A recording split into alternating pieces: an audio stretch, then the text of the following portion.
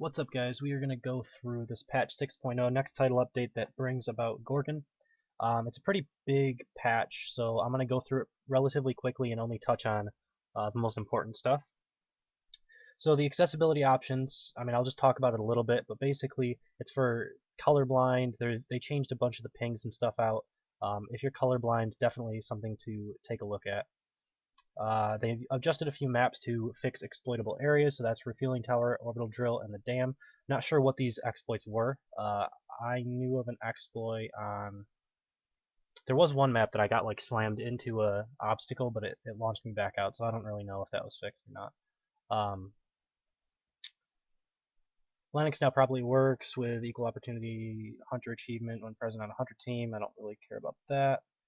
Multiplayer, fix an issue where users were stuck in a lobby indefinitely when a user hot joins into the party of 4 in quick play. I've had some issues with this in the past where we had to requeue, but we didn't have a party of 4, so I'm not really sure if it was all fixed across the board. Fix an issue where a player would be stuck on loading screen when all other players had left the match. I think actually this happened to me.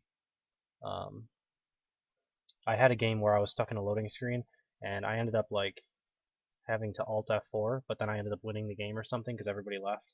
I guess that's what happened. So Hunters, fix an issue where Gobi could remove player ability buffs prematurely. Okay. Fix collision issues with Sunny's drone. All monsters properly cycle heavy and light melee attacks while in the air. Wraith can no longer heavy attack after every traversal. I'm actually kind of sad about this one.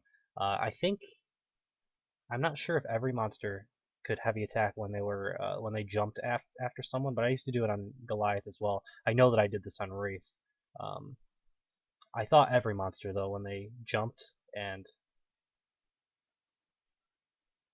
auto attack someone, it was always a heavy attack. So I'm not sure about that. Melee system updated, now prioritizes targets under the crosshair instead of closest target. So this is actually a pretty big change. If you've ever had the situation where like an assault will stand right behind you as the monster will actually turn around and start attacking the assault instead of the target that he's supposed to be attacking. This has been a problem for a while in really high level games. It's rarely seen in like pub games because mainly the assault needs to be on point, right? If it's a good assault, you could definitely see it in a pub game. But yeah. There's also a situation now where this system being updated makes it so that harpoons are a bit harder to destroy, so that's something to keep in your mind. They mentioned that on the live stream. I'm not sure if it's in here anywhere. Monster AI has been updated for the current meta. Monsters will use hit and run tactics rather than waiting for evolve. Fix leaderboards on Meteor Goliath. Fix a traversal bug where her warp for Wraith. Fixed a traversal bug where her warp would snap to a hunter. That's interesting. I've probably seen this with the amount that I've played Wraith. I'm wondering if it's going to make a big difference. If like the bug was constantly happening. Because it did seem like it was easy to get near a hunter, but I always thought I just timed it well, so I don't know. Fix text chat to properly transmit. I don't think that's important. Players will now allow you to see Steam profile and add some friends. This is actually kind of nice. When you want to add someone, it's always difficult to like search through Steam and actually try to dig to try to find them. It used to be that you could go through the like Alt tab or whatever it is and go through that to find current players that you're playing with. Hopefully that's what that means and it actually comes back because that's pretty good. I'm gonna skip over the PS4 specific, Xbox specific. It doesn't look like there's anything super important. Alright. This is the one thing is this patch says that it was live. I actually on I guess Monday. Gorgon's not supposed to be released until Tuesday, but for some reason it prematurely released. I don't know if it was only PC or what, but I did play a solo match just to kind of check it out. I didn't really have time to play her all that much, and I noticed this specifically. I don't know what nano patch even really means, so maybe this part wasn't in yet. I'm not really sure, but Gorgon will now keep her momentum when spamming the traversal button to quickly travel. So I noticed that you could like get up in the air, and as soon as you hit spacebar, you lost all momentum and then started all the way back over, which felt really awkward and like didn't actually work out. So hopefully this gets fixed maybe a little bit later today. probably by the time that this video comes out. Alright, so micro patch. Now we're going to get into the balance. So shield FX are less intensive. I'm not sure if that's when you're being shielded or when like the actual beam of the shield is a little bit like less opaque or something. I don't know. The deployable counts have been reduced to 3, was 5. I will talk a little bit more about this when we get into the specific people who are affected by it. Alright, Markov mines. So this is one, obviously, Markov. His arc mines trigger radius is increased to 5 meters, was 4. I do think that Markov gets affected by this, maybe not more than other people, but I think the only time that you have more than 3 deployables out on Markov is if you are in a relay fight. There are certain situations, like you throw a dome and the monster runs behind a corner. Markov might throw mines as he's walking towards the monster, and you might get up to 5. But once the monster is actually engaging and actively trying to destroy them, it's pretty rare that you have more than 3 out. But I think Markov might get affected by this the most out of all of them. I'll go through all of them and see what I think afterwards. The Parnell rocket launcher explosion radius minimum to 4 was 3, so that's a bit of a buff. Max 7 was 5. So I'm not sure what triggers this. The explosion radius. Maybe it's minimum damage and maximum damage or something, based on distance from the explosion. That doesn't make any sense. I'm not really sure how this works, but I know that they're good numbers. So I don't know. I don't play a whole lot of Parnell because he's my least favorite assault. If he gets brought into line with other assaults, then I'll probably play him. But I don't know. I haven't had a whole lot of luck with him. I prefer to have a Markov or a Hyde. Even Lennox I like better than Parnell. Alright, Val, Weak Spot. So Val gets a little bit of a nerf. I think that everyone kind of assumed that Val was the strongest medic currently. So I guess this is to try to bring her in line with the other ones. I don't think she was like super overpowered. Her tranks were a little bit ridiculous playing against them, but I don't think she was unbeatable by any stretch. Anyway, her damage multiplier on her weak spots, 1.9 instead of 2. You're probably not even really going to notice that. The times that you actually get the damage multiplier versus like just regular hits on other areas of the monster, I don't think this isn't going to like be game changing. You're not going to have won a game or lost a game based on this change. Trank reduced 2 seconds, was 8, now 6. Yeah, I think it used to be 5 way back when, and then they buffed it to 8 to try to get her a little bit more play. Back when she got her like complete rework and her heal was a bit better than it used to be. Class ability reduced her heal to other to 332, and it was 350. So she still heals herself the same amount that she used to, but the heal to other is going to be slightly lower. Not a big change, but you'll probably notice this more than the first change. You'll probably notice Tranks the most, though, if the Val is good at actually hitting Tranks. Rogue Val, so we don't actually have access to these until a little bit later. Tilted healing more towards the med gun and less on the passive. Now 70-20 was 60-30. So if anyone doesn't know what Rogue Val does, is she has this, anytime her class heal is off cooldown so that you can use it, she has a passive AoE heal around everyone.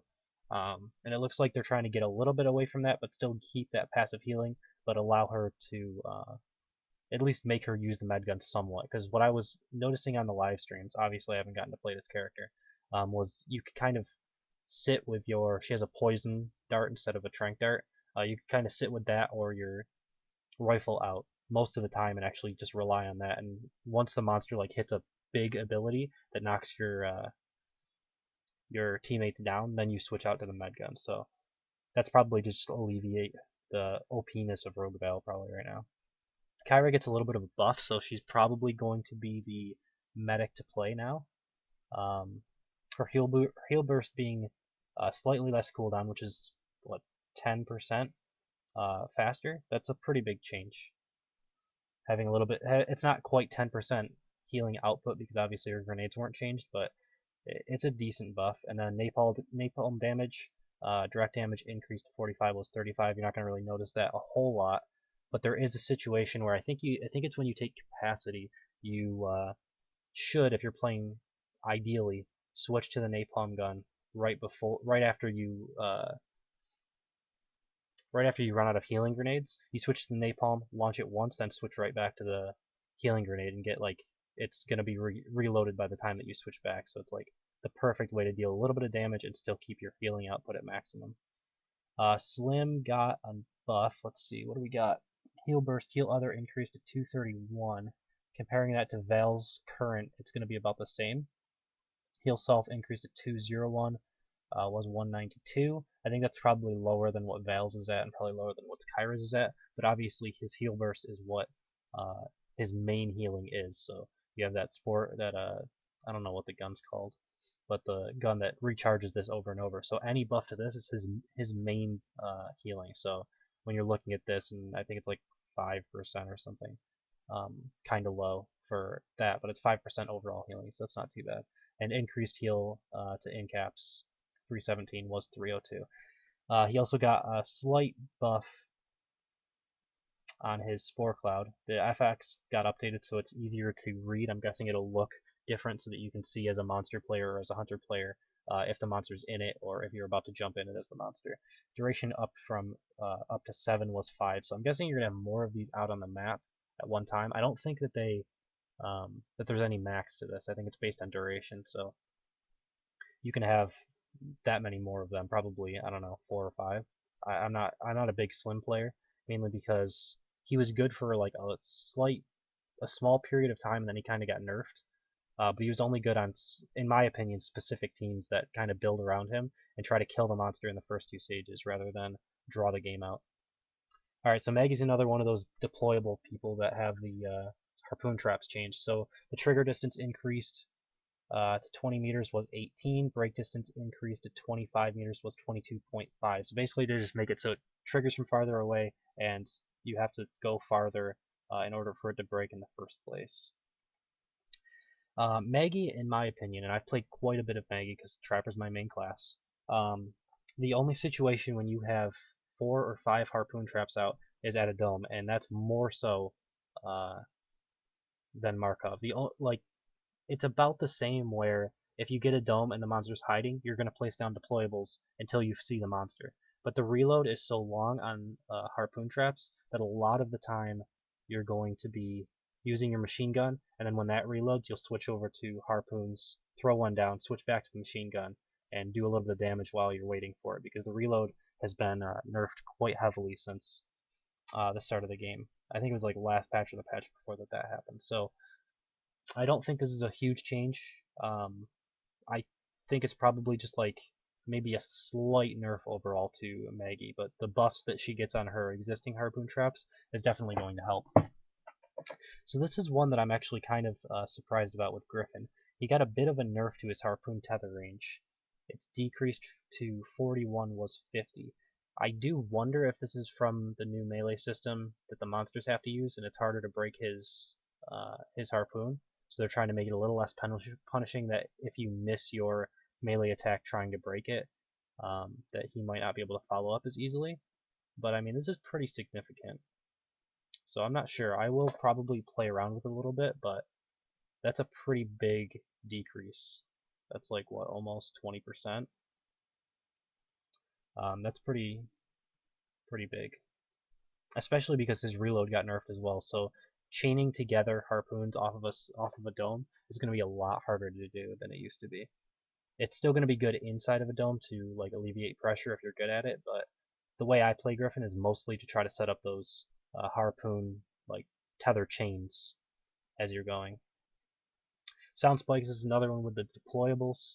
So increased normal detection radius to 70 was 60, increased stealth to 20 was 15. I think this is probably the guy who gets hit the hardest by that change, because this isn't as big of like having 5 of them in different areas is way bigger for Griffin than only having 3, even though they're larger, I think.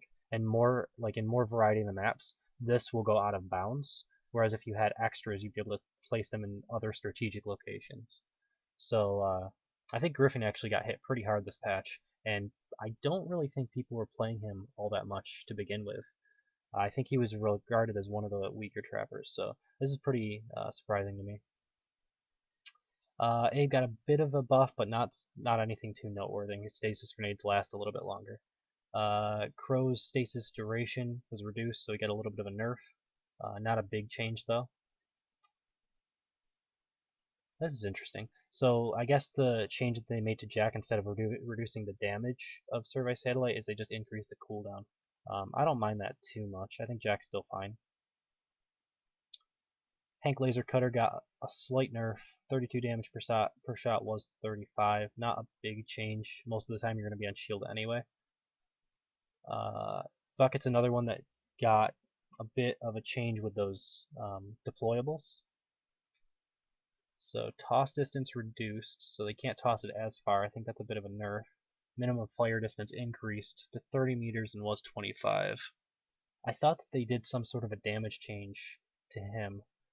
They mentioned it in the live stream that they made it so that his first gun dealt more damage than previously, but having all 5 of them out does less damage than having all 3 of them out right now. So his minimum damage got buffed, but his maximum damage got nerfed. That's what they said in the live stream. I don't see it here, so I'm not sure. Right now, just looking at this, and if these were the only changes that went in, I would say that Bucket kind of went back down towards the trash tier area, because you need to have those to be able to keep your DPS up. So there needs to be some sort of a middle ground where they buff the DPS slightly. A little bit of a buff to Cabot, which is needed, I think. His acquire lock angle increased to 15, was 10, and maintaining that angle increased to 25. So it's easier to acquire it, and then it lasts a little bit longer. Going to be better against Wraith, going to be better against Gorgon, the slipperier monsters. That makes it a little harder to stay locked onto them. Mini nuke grenade launcher, minimum radius reduced. So she got the same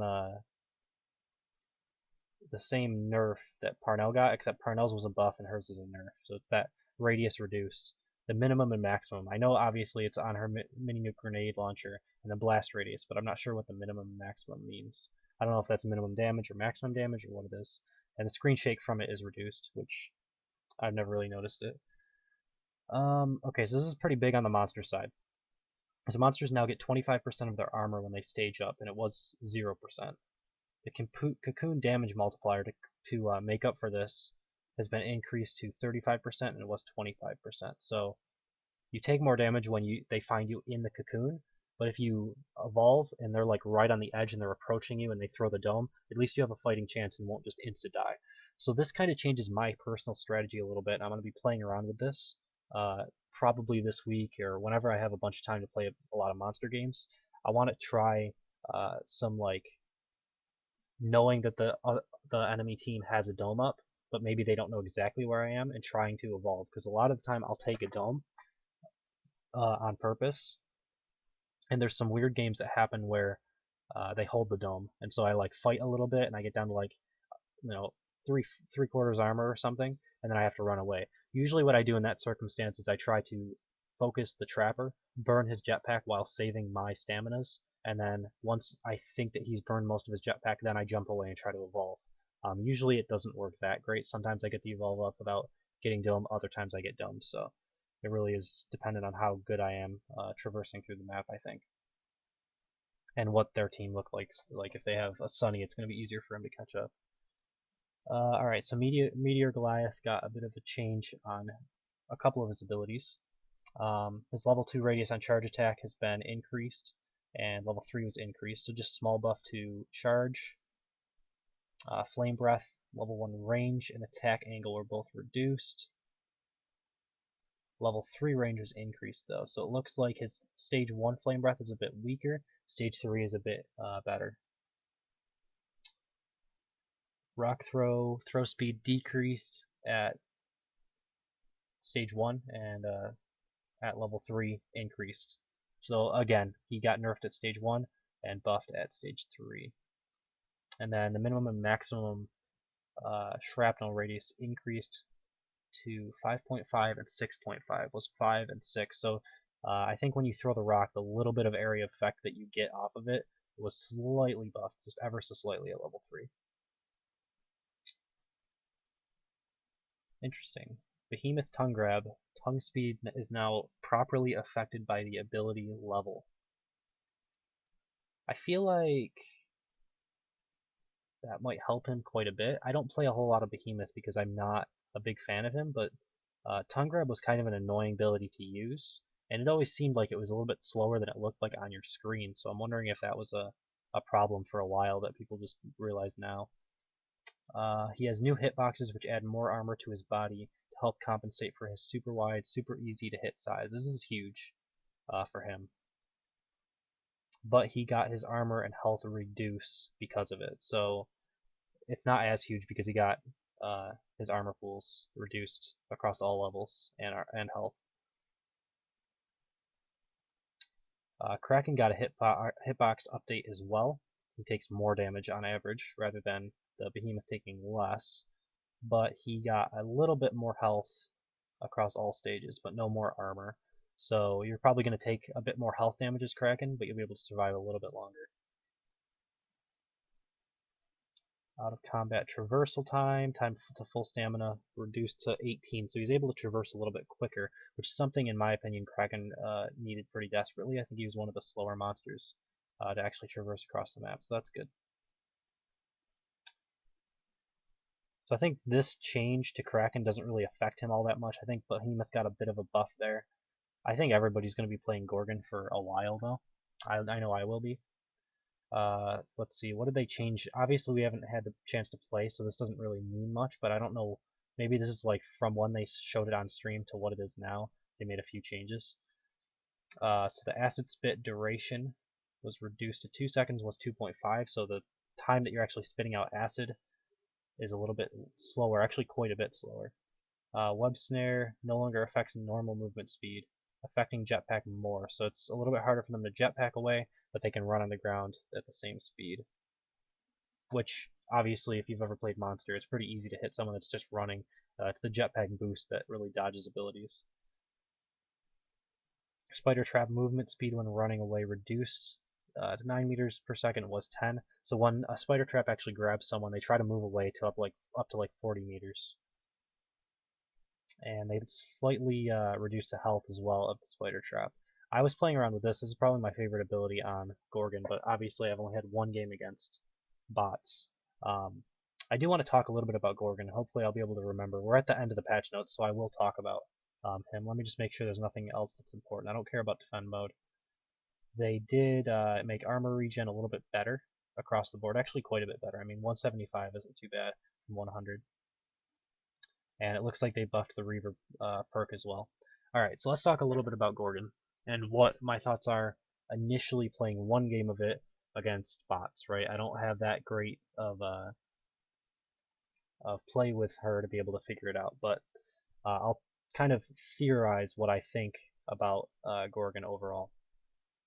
So Acid Spit is a pretty good overall DPS, right? You want to coat it on areas that is kind of like area denial. It's similar to Behemoth lava bombs, except for that you have a little bit more control over it and it's a bit quicker to cast. But you can do things like coat the side of a ridge when hunters are jetpacking up, and I don't know, different things like that. I think that this combined with like a spider trap to be able to zone them out, so either you take damage from my acid spit or you get trapped inside of the spider trap. Situations like that could probably arise pretty frequently. I think that your bread and butter is probably web snare. You want to be able to affect those jetpacks, and then you use your web snare, and then you combo that with acid spit, and hopefully they get hit by a spider trap. And I think that's like the bread and butter that most people will use, unless you're pub stopping. Because I want to talk about his other ability. I'm blanking on the name of it. It's like Mimic, I think. But it's the one where you get like a split of yourself, and you can jump towards them and explode. This ability, like I wasn't doing a whole that great in my bot game until I got to stage 2 and took I think it was 2 ranks into Mimic, and then I realized how much damage it does. It does probably just as much damage, if not more, than Rock Throw. a direct hit rock throw, which is pretty crazy. Like that's really high damage.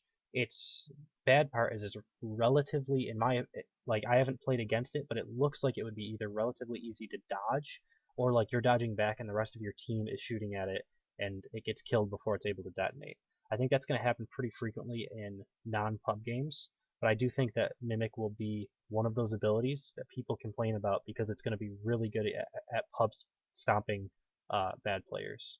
So we'll see how that goes. I get a lot of pubs that I play against, and once in a while I'll get a pre-made as well. So I'll kind of try it both ways, see how it works. But I think that um, like if you're trying to win and you think the team might be good, focusing on like acid split for damage, web snare to affect the jetpack, and spider trap to just get one person out of the fight, uh, like and force the rest of the team to focus on that one person instead of you to not take as much damage, I think is pretty important. So I'm not sure what my build will be. I'm gonna have to play around with it a bunch more. That's like my initial thoughts. We're gonna be going and playing a bunch more Gorgon this week, hopefully, as long as I find the time to do so. So that's this patch. Pretty substantial patch. There's a lot of different changes here. It'll be interesting to see where the game goes with the deployables going down to 3 and all of the monster changes. And obviously a completely new monster. And then whenever they release the Blitz Markov and Rogue Val, that'll change the game as well. So thank you guys for watching. Hope you enjoyed it, and I will see you next time.